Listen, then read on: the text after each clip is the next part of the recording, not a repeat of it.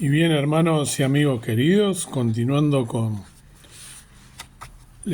los capítulos del libro Contradicciones Interiores de Pedro Fuentes.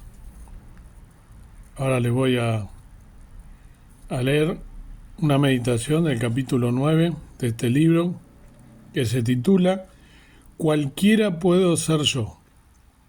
La aceptación de uno mismo es el punto de partida de todo crecimiento personal. Paul Tournier. Henry Nouwen, luego de pasar tiempo contemplando la famosa pintura de Rembrandt sobre el regreso del hijo pródigo, escribió su extraordinaria obra con el mismo título de la pintura, El regreso del hijo pródigo, Meditaciones ante un cuadro. El autor hace un planteo muy interesante de esta parábola contada por Jesús. Nouwen dice que su trayectoria espiritual estuvo marcada por los tres personajes que aparecen en la parábola que contó Jesús. En su juventud, los primeros años de su vida cristiana, estuvieron representados por experiencias parecidas a las del hijo pródigo, rebelde y lejos de Dios, el Padre. En la segunda etapa de su vida cristiana, se vio identificado con el hijo mayor por la manera en que trataba a sus hermanos, lleno de legalismos y sin disfrutar demasiado la vida cristiana. Al llegar a la adultez, siendo un sacerdote, un amigo lo desafió a identificarse con el padre de la parábola y ocuparse de los hermanos menores de la familia del Señor. Con esta perspectiva, Nouwen hizo el análisis de la parábola del hijo pródigo, identificándose con los distintos personajes del relato de Jesús a través de su biografía personal. En este capítulo te propongo que identifiquemos diferentes encrucijadas que tuvo que enfrentar cada uno de estos personajes de la parábola del hijo pródigo. Quizá podamos ver mucha cercanía con experiencias personales que nos ha tocado transitar. Antes de iniciar con este ejercicio, les propongo que, al igual que Nouwen, miremos a los personajes como un desafío personal y tomemos nota para ver con cuál de ellos nos queremos identificar. La manera en que enfrentamos la vida se puede parecer mucho a la perspectiva de la vida que cada uno de los personajes de la parábola representa. El hijo pródigo representa la actitud impulsiva, soberbia, irrespetuosa e interesada solo en los bienes materiales de la familia. El personaje estaba deseoso de pasarla bien, sin importarle qué pensaba ni qué sentía el resto de su familia. Su vida giraba alrededor de él y no había otra cosa ni persona que le preocuparan. El egoísmo lo dominaba, lo perturbaba y no lo dejaba ver otra realidad que la de sus propios deseos de placer. Vivir de esta manera lo condujo a la más íntima soledad y abandono de los efectos reales de quienes de verdad lo querían. Sus nuevos amigos solo estaban interesados en sus bienes y no en su persona. Hay quienes viven sus vidas de esta manera sin considerar a los demás. Todo gira alrededor de su placer personal. La mayoría de las veces terminan con la misma desilusión y abandono. Lo bueno de esta parábola es que el personaje renegado del comienzo se arrepintió de sus malas decisiones y regresó arrepentido a la comunión con su Padre. Nosotros podemos elegir este personaje para vivir nuestra vida cuando tomamos decisiones caprichosas y solo evaluamos el presente y nuestro interés egoísta. El hijo mayor. Este es un personaje, entre comillas, normal, que hace bien las cosas. Es obediente y sumiso a la voluntad de su padre. Hace todo lo que se espera que haga. Él no es feliz porque, aunque no actuó como su hermano, sentía mucho fastidio por quedarse haciendo lo que debía.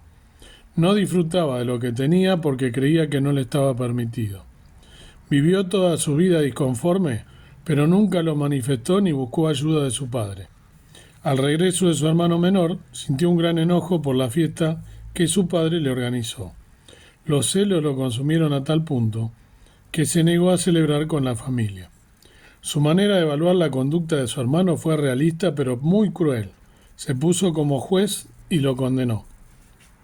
En ocasiones vivimos la vida de esa manera. Sentimos que tratamos de hacer todo bien y nadie se da cuenta ni lo toma en cuenta para felicitarnos. A nadie se le ocurre hacernos una fiesta para celebrar nuestra conducta correcta.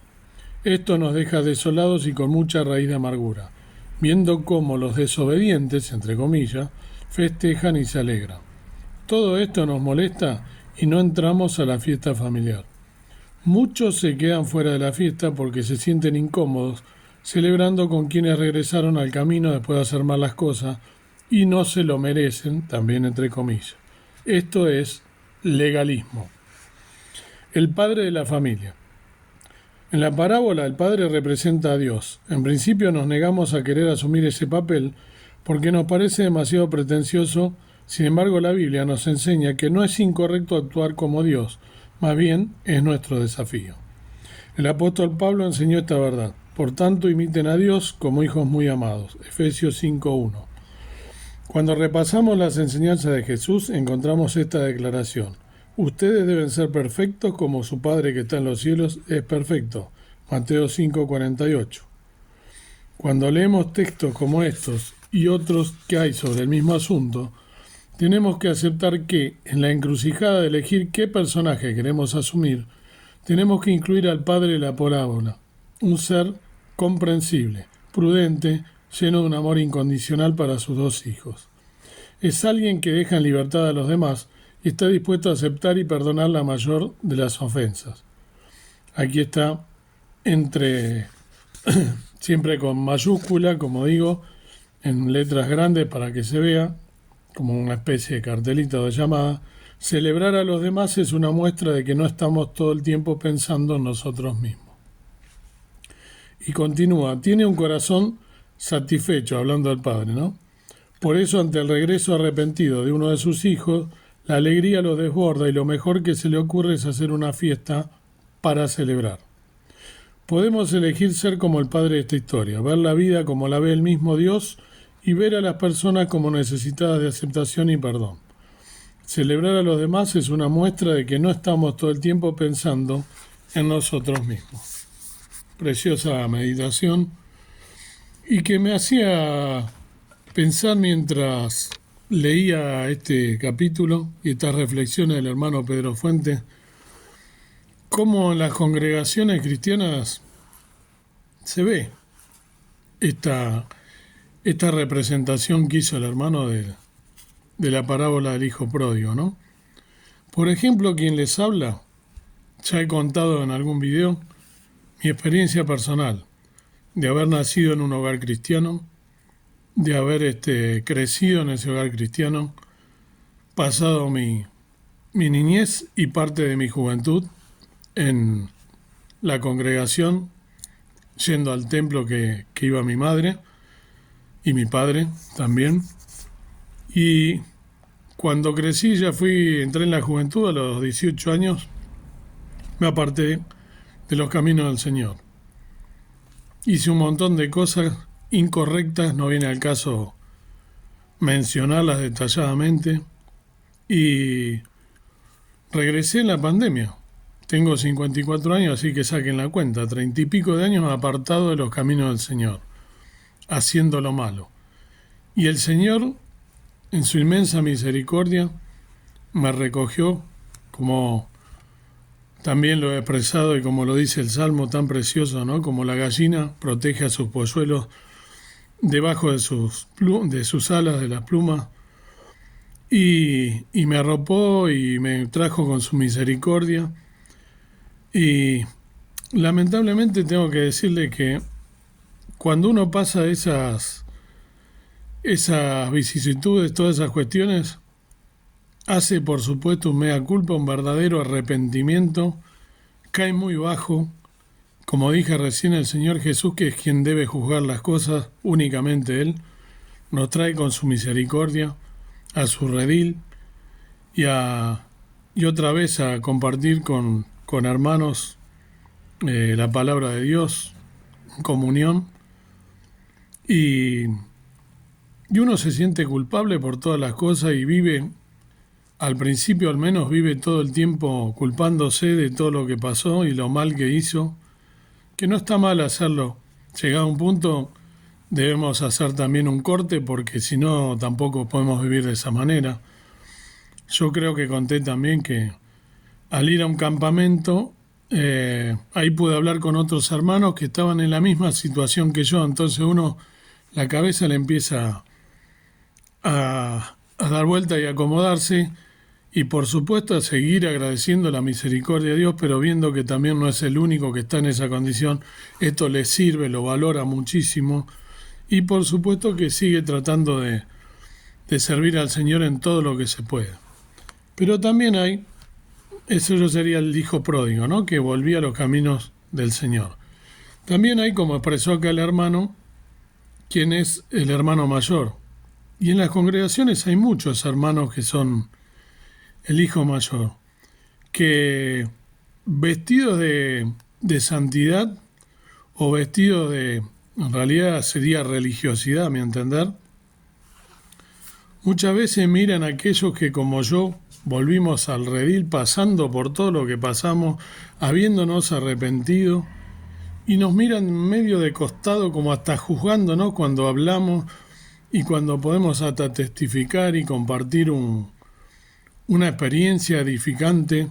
Uno lo hace, por supuesto, en humildad, edificante, e inclusive uno va creciendo, ¿no? Va madurando en los caminos del Señor por todas esas cosas que debió pasar, que a algunos hermanos se lo he comentado, ¿no? Uno tiene entre comillas, ¿no? Apartarse del Señor no es bueno nunca. Lo mejor es no apartarse, no vivir esa experiencia, no caer tan bajo como caí yo. Pero tiene un lado positivo, que los hermanos que no tuvieron estos terribles momentos de estar apartados de los caminos del Señor y que tuvieron la bendición de estarlo, no lo ven. Al uno haber caído tan bajo, ve todas las miserias, ¿sí?, del ser humano y los ve en las congregaciones, porque justamente los hermanos que no lo han pasado, muchos de ellos se convierten en religiosos y he hablado con hermanos humildes dentro de las congregaciones que inclusive han expresado esto que yo digo, ¿no? Pero aparte se nota mucho, ¿no? Que a veces el hecho de no haberse apartado y de ir religiosamente a las reuniones los hace como tomar un lugar que no corresponde como hijo de Dios, ¿no? Que es el de mirar a los demás medio por arriba, con soberbia, envalentonado, como juzgando a aquellos que hemos pasado por este tipo de cosas que por supuesto es pecado. Uno no está diciendo con esto que está excepto, es pecado, pero uno ya se arrepintió, ya le pidió perdón a Dios, tuvo que pasar por lo más bajo, cosa que no se las deseo ni al peor enemigo. Cuando uno apoya la cabecita en su almohada a la noche y empieza a recapacitar, a rebobinar, ahí donde el Espíritu Santo, que todavía está aunque apagado porque uno se apartó de los caminos del Señor, le empieza a hablar y le empieza a hacer ver las cosas, le empieza a hacer notar los errores. Pero muchas veces los hermanos de las congregaciones no se dan cuenta de esto, de cuando uno vuelve, en vez de abrazarlo con amor, con fraternidad, muchas veces juzgan a los que como yo hemos vuelto a los caminos del Señor por misericordia y nada más que por la misericordia del Señor. Si bien yo ya lo he comentado, no soy una persona que por supuesto confío en los hombres, no confío en ningún hombre. No confío absolutamente en ningún hombre, ni en ningún líder, ni en absolutamente nada. En el único que confío es en Dios. Es el único que merece toda la confianza y toda la fidelidad. Todos los demás somos todos falibles. Somos todos pecadores y tenemos todos errores porque somos seres humanos. Quizás algunos con un poquito más de espiritualidad que otros, pero todos en algún momento cometemos errores. Si no es por falta de fe, si no es por religiosidad, si no es por juzgar a los demás, si no es por mirarlos de costado. Tengamos cuidado con estas cosas, queridos hermanos. En vez de juzgar a los demás, tratemos de mirarnos cada uno a nosotros mismos, porque muchas veces, hasta sin querer, estamos hiriendo a las demás personas. es una cosa que a mí particularmente me dañe, porque yo soy una persona que tengo un cierto carácter que ese tipo de cosas a mí no me afectan, pero sí hay personas que tienen menos carácter a los cuales las podemos estar dañando sin querer, con esas actitudes de arrogancia, con esa actitud de mirar de costado a la persona que en algún momento se apartó, porque todos debemos de pensar qué es lo que hizo el Señor Jesús, ¿no? O qué haría el Señor Jesús en su lugar.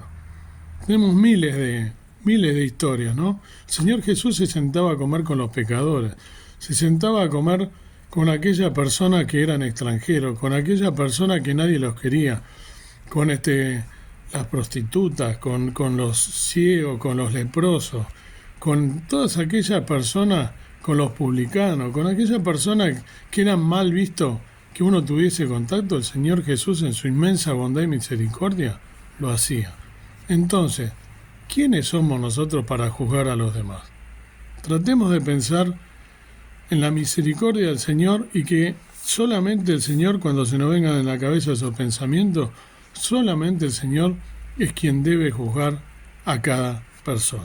Es difícil a veces hacerlo porque somos seres humanos falibles, con la lucha, siempre digo, ¿no?, de la vieja y la nueva naturaleza, pero debemos encomendarnos a Dios y pedirle que Él nos ayude a tratar de ser a su imagen y semejanza y, como dice Él, de tomar el lugar del Padre, sí, en esta parábola del Hijo Pródigo, que recibe en sus brazos, sí, al aquel que se apartó, aquel que se fue a vivir su vida de placeres, de pecado, ¿sí? Y también al que nunca se apartó, Él lo contiene con sus brazos amorosos, sus brazos de amor tierno, como dice un himno muy conocido.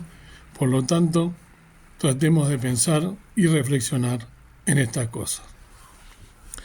Padre y Señor nuestro que estás en el cielo, te doy gracias por poder estar meditando en tu palabra, en estas contradicciones interiores que muchas veces tenemos, que somos seres humanos, proclive también a tener nuestros celos, nuestras